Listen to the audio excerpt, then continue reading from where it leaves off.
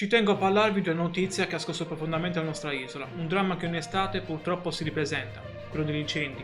Ma questa volta c'è un arresto che ci fa riflettere. Immaginate di vedervi davanti a voi centinaia di ettari di pascoli, boschi, terreni agricoli ridotti in cenere, un disastro ambientale ed economico che ha terrorizzato la popolazione locale.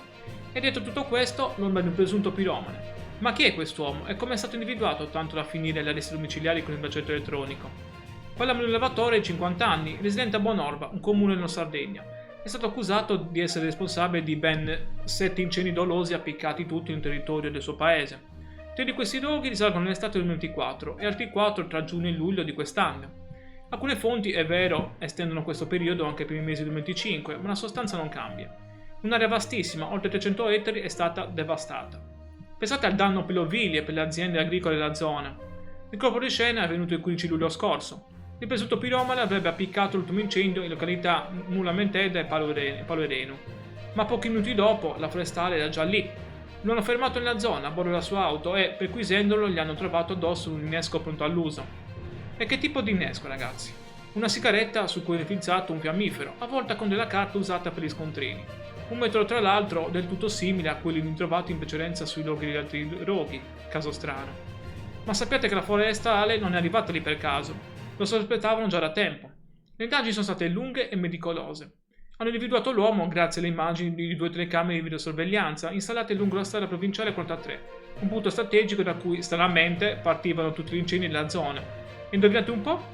Puntualmente la sua auto passava in quelle vicinanze una decina di minuti prima che le fiamme si spigionassero.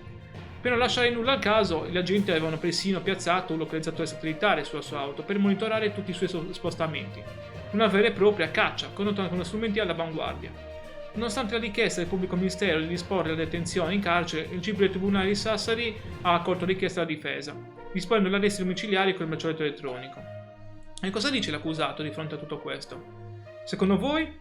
Si dichiara estraneo ai fatti contestati. Sostiene che il tragitto lungo cui si sono sviluppati gli incendi è quello che lui compie abitualmente per recarsi al lavoro nel suo ovile. E per quanto riguarda la deviazione proprio nella zona dell'ultimo incendio, quello del 15 luglio, ha spiegato che anche in quel caso sarebbe avvenuta sempre per ragioni lavorative.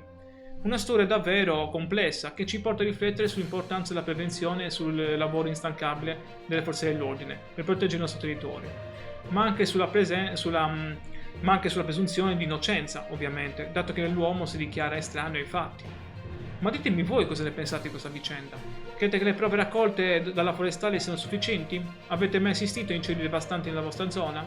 Fatemelo sapere nei commenti, è sempre interessante confrontarci con le vostre opinioni.